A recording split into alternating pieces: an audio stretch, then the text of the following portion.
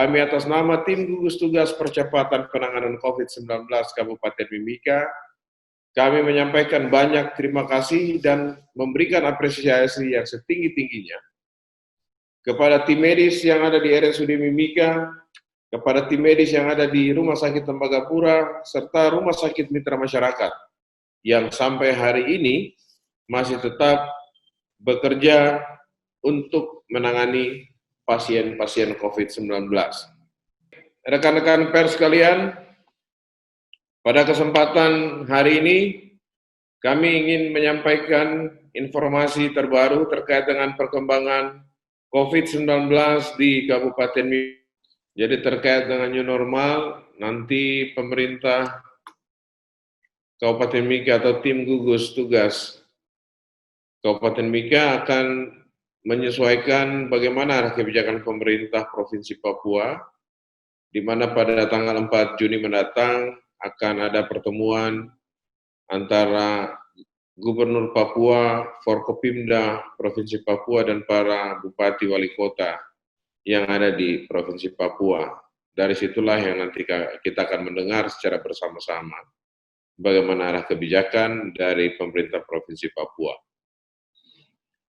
Rencana untuk jika PSBB diperpanjang, apakah protokol kesehatan akan diperketat? Perlu kami sampaikan di sini bahwa dalam 1-2 hari ke depan, tim gugus tugas akan melakukan pertemuan sekaligus melakukan evaluasi. Dan Bapak Bupati Mimika selaku Ketua Tim Gugus Tugas Penanganan COVID-19 Kabupaten Mimika sangat concern terkait dengan penyebaran COVID-19. Artinya bahwa tidak menutup kemungkinan, terutama kita lihat bersama di pagi hari, situasi kondisi Timika, masyarakat bergerak begitu banyak dan sangat padat serta sangat cepat.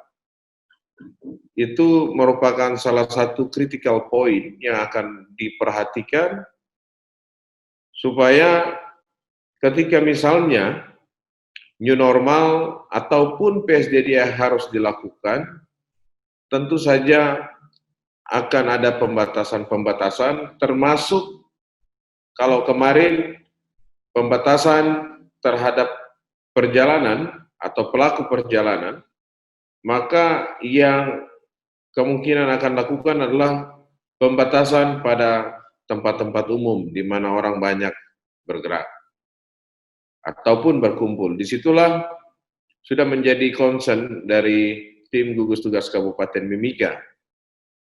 Itu yang pertama. Yang kedua, terkait dengan tim kesehatan yang tidak lagi melakukan testing. Sampai sore hari ini masih tersisa rapid test kami berjumlah 500 tes, dan besok akan ada 3.000 tes. Yang jauh lebih penting bagi kami saat ini, yaitu mencari kasus sebanyak-banyaknya. Nah, kenapa hari ini kami sedang tidak melanjutkan pemeriksaan?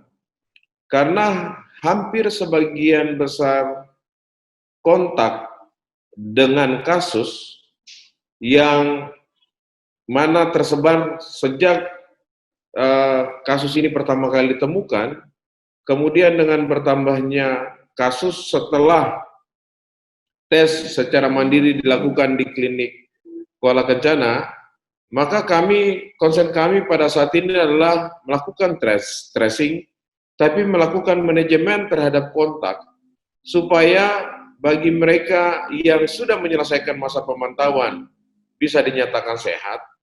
Yang kedua, bagi mereka yang memiliki kontak erat dekat dengan kasus, ini akan lakukan rapid test positif maupun negatif supaya di-manage bisa dilakukan swab dan kemudian sedini mungkin kita mendapatkan hasil. Jadi dengan ditundanya kami melakukan tes lagi pada saat kegiatan PSDD, apalagi tinggal 2 hari ini adalah hari terakhir, kami lebih mementingkan bagaimana manajemen terhadap kontak-kontak erat risiko tinggi dengan kasus-kasus yang baru ditemukan dalam 1 minggu terakhir. Itu pertimbangannya. Kemudian terkait dengan PSDD. PSDD ini sebenarnya kalau orang nanti hari Kamis kita akan melihat apakah PSDD di Mimika itu berhasil atau tidak. Salah satu indikator untuk mengukur keberhasilan PSDD yaitu dengan mengetahui seberapa besar angka reproduksi efektif. Nah, saya pikir tim gugus tugas COVID-19 Kabupaten Mimika punya angka itu. Namun yang saya mau sampaikan bahwa jika penyebaran kasus ini semakin masif, semakin meluas, maka ini merupakan satu konsekuensi yang memang sangat disayangkan karena sejak dari awal sudah disampaikan supaya masyarakat tetap ada di rumah, tidak keluar rumah. Masker sudah dibagi, kemudian informasi-informasi melalui media termasuk rekan-rekan pers ini, hampir setiap hari masyarakat bisa menerima informasi. Hampir setiap saat sudah disampaikan bahwa ini ada masalah, ada wabah di Timika. Jadi nanti kita lihat bagaimana strategi selanjutnya untuk bisa menjaga supaya penyebaran ini tidak lagi terjadi. Tapi strategi kami adalah menemukan kasus sebanyak-banyaknya, itu adalah sangat penting dan merupakan upaya dari memutus rantai penularan di masyarakat. Yang sudah dirilis oleh tim gugus tugas penanganan COVID-19 Provinsi Papua, bahwa di hari ini ada penambahan 7 kasus baru yang terkonfirmasi dengan real-time PCR, yaitu 6 dari Rumah Sakit Tembagapura, dan 1 spesimen positif dari RSUD Mimika. Dengan bertambahnya 7 kasus, maka pada hari ini jumlah kasus COVID-19 naik menjadi 279 kasus kumulatif.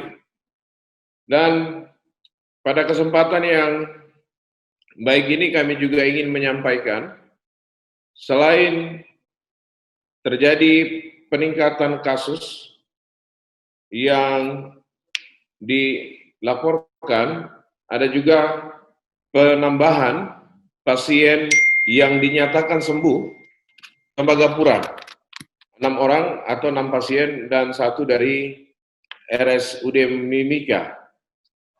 Rekan-rekan pers, sehingga pasien yaitu RSUD Mimika menangani 109 pasien COVID-19, kemudian RS Tembagapura menangani 61 kasus, dan RS kami pada kesempatan yang baik ini kami menyampaikan terima kasih dan apresiasi yang setinggi-tingginya kepada tim medis baik di Rumah Sakit Tembagapura maupun RSUD Mimika, karena pada hari ini sejumlah 7 orang pasien yang selama ini sudah mengikuti perawatan di 2 rumah sakit ini boleh dinyatakan sembuh, dan kami pikir ini tidak terlepas dari pada dukungan masyarakat Mimika yang senantiasa memberikan dukungan moral, memberikan spirit kepada para tim medis yang sampai malam hari ini masih bekerja.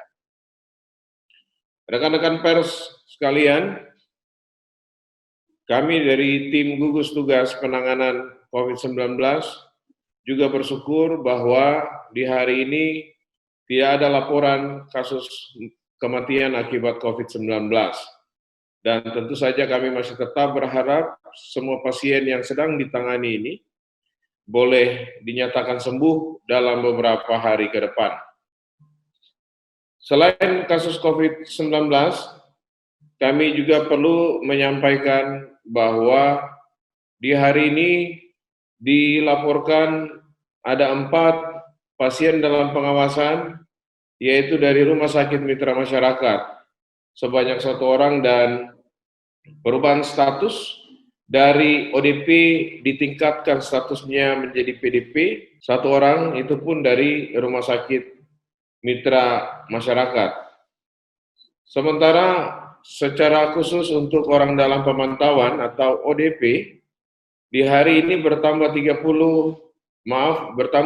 ODP, yaitu dari Puskesmas Bintuka 3 orang, kemudian hasil tracing kontak oleh tim klinik Tribrata Polres Mimika sebanyak 10 orang, kemudian hasil tracing kontak dari tim penyelidikan epidemiologi Dinas Kesehatan yang menemukan 7 ODP.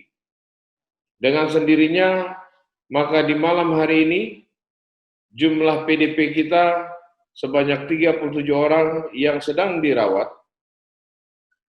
dan diisolasi, di mana khusus yang sedang menjalani perawatan, yaitu PDP berada di Rumah Sakit Tembagapura 3 orang dan Rumah Sakit Mitra Masyarakat 19 orang. Kita bersyukur juga bahwa di hari ini sebanyak 41 orang yang ditetapkan statusnya sebagai orang dalam pemantauan dinyatakan sehat dan selesai masa pemantauan. Sehingga total ODP di hari ini berjumlah 716 orang, di antaranya 16 orang sedang menjalani isolasi di shelter ada 8 orang, kemudian 6 orang sedang dirawat di RSUD Mimika, dan 2 orang ODP dirawat oleh tim medis di Rumah Sakit Mitra Masyarakat. Para tim pers sekalian, di hari ini, selain PDP, ODP, dan OTG, kami juga perlu melaporkan ada penambahan 141 orang tanpa gejala atau OTG, sehingga menambah jumlah sebanyak 739 OTG di hari ini. Dan 141 OTG ini merupakan hasil tracing kontak dari tim penyelidikan epidemiologi Dinas Kesehatan Kabupaten Mimika.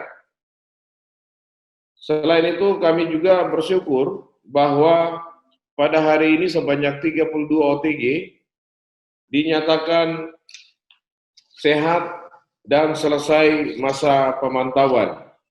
Maka dengan demikian, secara keseluruhan jumlah OTG yang telah dinyatakan selesai dalam masa pemantauan berjumlah 618 orang, sedangkan khusus untuk ODP dengan bertambahnya 41 ODP yang dinyatakan sehat dan selesai dalam masa pemantauan, maka meningkat dari 344 menjadi 385 ODP yang dinyatakan sehat.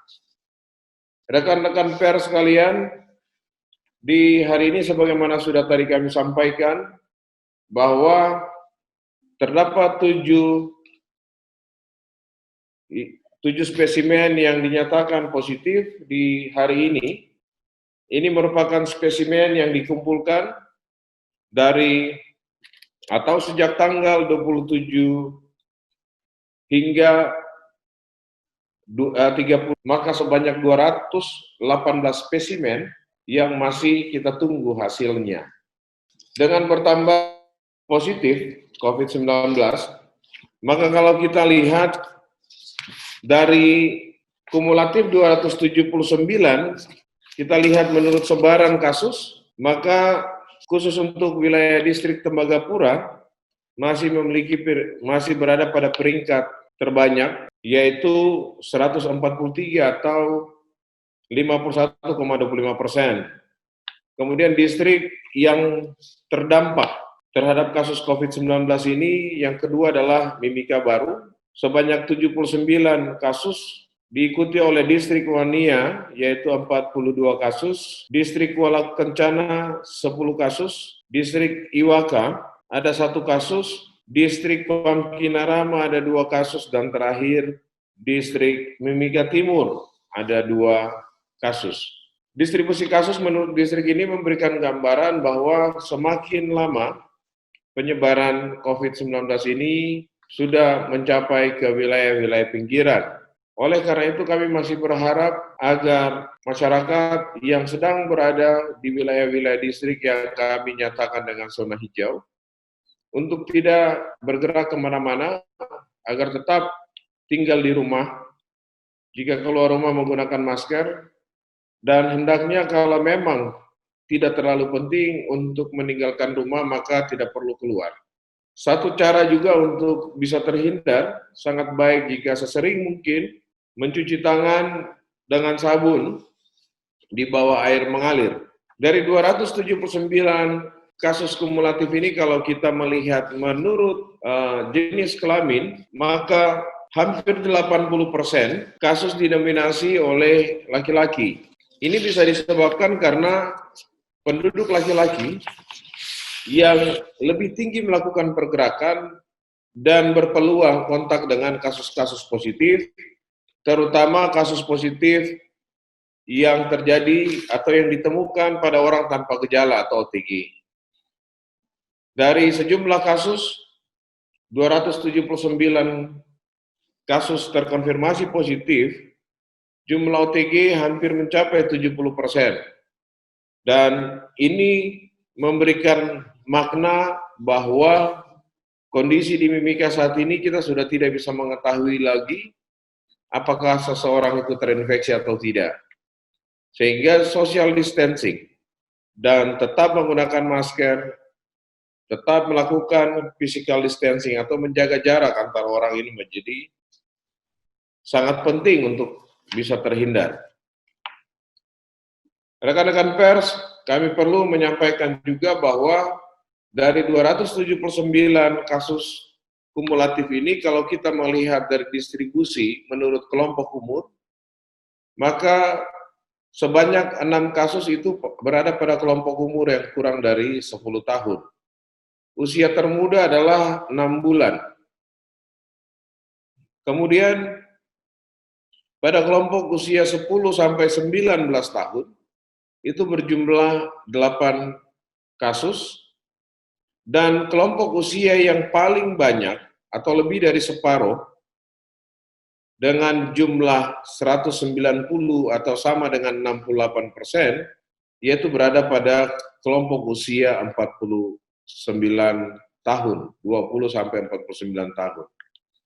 Dan setelah itu kelompok usia 50 tahun atau lebih itu sebanyak 65 kasus atau kelompok usia dengan rating nomor 2 terbanyak dari kasus kumulatif. Rekan-rekan pers sekalian, dari sejumlah penambahan kasus ini, kami akan menyampaikan pasien-pasien yang sembuh, yang dinyatakan sembuh, yaitu pasien dengan nomor registrasi 059 dengan inisial INC, perempuan berusia 38 tahun, yang ditangani oleh tim medis di Rumah Sakit Tembagapura. Yang kedua adalah pasien dengan nomor registrasi 121 dengan inisial MKY, seorang laki-laki usia 22 tahun, yang juga ditangani oleh tim medis di Rumah Sakit Tembagapura. Pasien berikutnya yang sembuh adalah dengan kode registrasi 141 dengan inisial ANS, laki-laki usia 36 tahun, yang ditangani juga oleh tim medis di Rumah Sakit Tembagapura. Kemudian pasien dengan nomor registrasi 142 yang juga dinyatakan sembuh dengan inisial AND, laki-laki usia 54 tahun, ditangani oleh tim medis Rumah Sakit Tembagapura. Dan pasien 146 dengan inisial ABT, laki-laki usia 36 tahun, ditangani oleh tim medis Rumah Sakit Tembagapura. Dan kasus 185 atau pasien 185 dengan inisial RMP, laki-laki berusia 65 tahun yang ditangani oleh tim medis Rumah Sakit Tembagapura. Kemudian dari RSUD Mimika, pasien dengan nomor registrasi 131 dengan inisial YSD, laki-laki usia 23 tahun, beralamatkan di Jalan Samratulangi, Kelurahan Inauga, Distrik Wania, yang merupakan kontak dengan kasus 006 inisial SMD. Ini juga dinyatakan sembuh oleh tim medis dari RSUD Mimika. Tentu saja ini menjadi berita bahagia bagi kita semua, karena di hari ini ada 7 pasien yang dinyatakan sembuh, sehingga secara kumulatif jumlah pasien yang telah dinyatakan sembuh sejak tanggal 25 Maret hingga hari ini, yaitu tanggal 2 Juni atau 70 hari masa kerja tim gugus tugas percepatan penanganan COVID-19 di Kabupaten Mimika, meningkat dari 93 menjadi 100 pasien yang dinyatakan sembuh. Kami pikir yang cukup menarik, yaitu dari sejumlah pasien atau 7 pasien yang baru saja dinyatakan sembuh, ada 1 pasien dari Tembagapura dengan usia 65 tahun. Kami pikir ini pekerjaan yang tidak gampang, karena kelompok ini merupakan kelompok rentan, kelompok usia di atas 60 tahun. Namun, ternyata pasien ini yang berusia 65 tahun ini bisa ditangani secara baik. Selanjutnya kami akan menyampaikan 7 pasien yang berdasarkan hasil pemeriksaan real-time PCR dinyatakan positif, yaitu pasien dengan nomor registrasi 273 dengan inisial JMC, laki-laki usia 42 tahun, yang saat ini sedang ditangani oleh tim medis Rumah Sakit Tembagapura.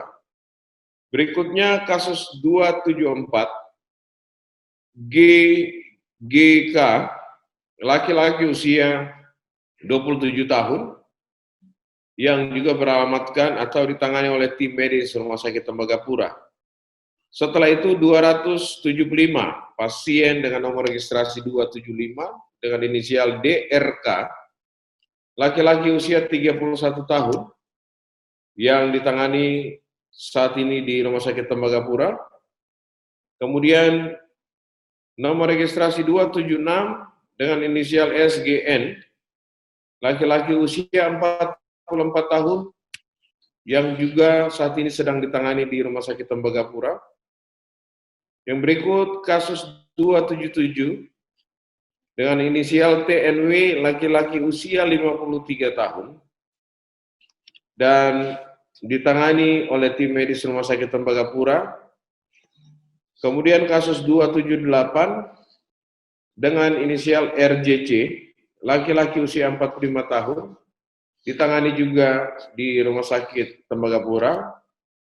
Dan yang terakhir, ini pasien yang sedang ditangani oleh Rumah Sakit Umum Daerah Mimika, RSUD Mimika, dengan nomor registrasi 279 dengan inisial YLL,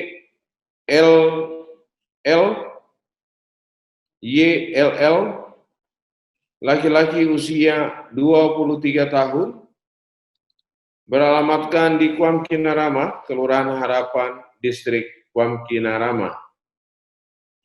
Pasien 279 ini merupakan pasien hasil penjaringan yang dilakukan pada saat pelaksanaan PSDD hari ketiga dengan pos yang menjaring, yaitu pos KPPN.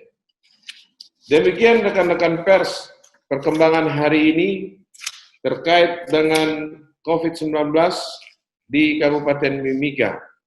Saya berharap dengan penambahan kasus baru sebanyak 7 kasus ini, maka diharapkan menjadi perhatian kepada seluruh lapisan masyarakat di Kabupaten Mimika untuk tidak bergerak, untuk tidak keluar dari rumah. Jika keluar rumah, maka lakukanlah protokol kesehatan, yaitu dengan menghindari kerumunan orang, tetap menjaga jarak antara satu orang dengan orang lain, menggunakan masker dengan benar, karena maskerku untuk melindungimu dan maskermu untuk melindungiku. Dan jangan lupa, tetaplah mencuci tangan sebelum memegang wajah, baik itu mata, hidung, dan mulut. Sebenarnya strateginya seperti apa? Sampai saat ini strategi yang terpenting adalah melakukan sosial promosi, sosial kampanye kepada masyarakat agar tidak melakukan aktivitas apapun dari wilayah pesisir maupun wilayah pinggiran kota Timika ke Timika. Sejak hari pertama, himbauan dari tim gugus tugas kepada masyarakat agar tidak melakukan aktivitas. Demikian pula 4 hari masa sosialisasi sebelum PSDD itu pun sudah dibuat protokol agar masyarakat dari zona hijau tidak datang ke zona kuning atau zona merah. Namun memang kondisinya sama dengan di tempat lain, di Jayapura, di Jakarta, di Jawa Barat, ya begitu. Memang disiplin masyarakat untuk mematuhi apa yang sudah disampaikan oleh tim gugus tugas, ini kalau kita lihat hampir sama sekali tidak menjadi suatu perhatian penting. Padahal sudah secara jelas penambahan kasus itu merupakan dari 2 akibat, yaitu karena tidak disiplin, masyarakat tetap bergerak sehingga akan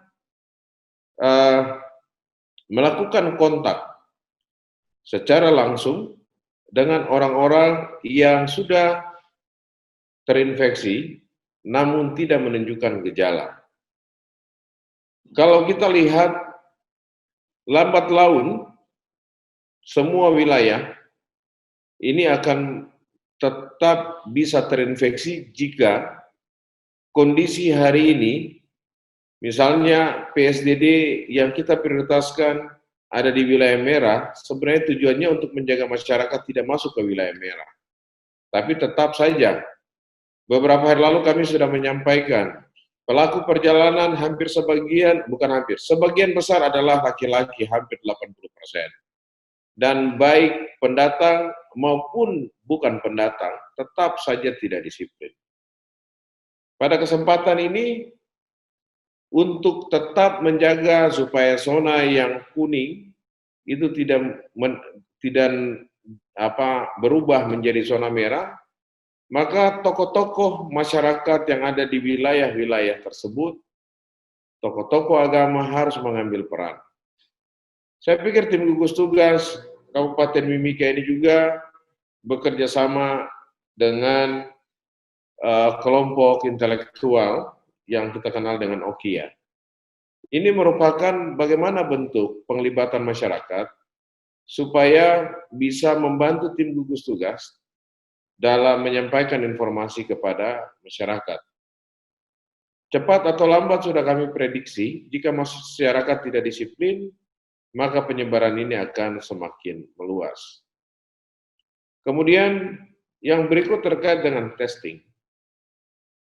Kami berpikir untuk melakukan testing, memperluas testing, itu merupakan salah satu strategi. Penambahan kasus hari ini sebenarnya kalau kita hitung menurut daerah ukur ini termasuk penambahan kasus yang sangat kecil.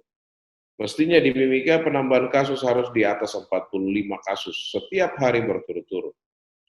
Jadi membongkar kasus ini akan semakin banyak, akan lebih baik. Namun tentu saja berbagai pertimbangan. Penerimaan masyarakat yang dipengaruhi oleh tingkat pemahaman yang masih belum maksimal, kemudian juga menyebabkan stigma dan diskriminasi. Di sisi lain masyarakat yang masih tidak disiplin, ini menjadi hambatan dalam bagaimana bisa menghambat. Strateginya menghambat penularan. Strateginya adalah ya, menurut kami tetap harus mematuhi protokol kesehatan sebagaimana sudah disampaikan oleh tim gugus tugas penanganan COVID-19 di Mimika. Anak-anak yang bermain pada saat PSBB dilaksanakan, mereka tetap ada di luar rumah. Pada kesempatan yang baik ini, saya juga melihat dan saya sangat sedih karena COVID-19 ini tidak melihat kelompok umur, suku, ataupun agama. Semua orang punya risiko untuk tertular. Apalagi mereka yang saat ini berada di luar rumah dan kemudian melakukan kontak. Sebagaimana tadi kami sampaikan bahwa kasus COVID-19 di Mimika ini terdistribusi secara merata mulai dari bayi hingga orang tua. Apalagi kelompok usia di atas 10 tahun, 10 sampai 19 tahun, jumlahnya lumayan besar. Oleh karena itu kami sangat berharap para orang tua hendaknya menjaga anak-anaknya untuk tidak berada di luar rumah. Apalagi kondisi hari ini kan sekolah-sekolah itu belajar dari rumah. Maka kami sangat berharap kerjasama yang baik dari para orang tua, yang mana ketika saat pelaksanaan PSBB, anak-anak yang masih berada di luar rumah hendaknya untuk dibatasi. Pada kesempatan ini kami menyampaikan banyak terima kasih kepada Dinas Kominfo Kabupaten Mimika yang sudah boleh memfasilitasi kami. Banyak terima kasih kepada rekan-rekan pers yang sudah bersama-sama dengan kami di malam hari ini. Harapan kami semoga kita selalu sehat, tetap menjaga kesehatan kita, tetap menggunakan masker jika keluar rumah, dan jangan lupa untuk berolahraga. Terima kasih, selamat malam. Semoga kita bisa bertemu di besok hari lagi. Terima kasih, Tuhan memberkati, dan Assalamualaikum warahmatullahi wabarakatuh.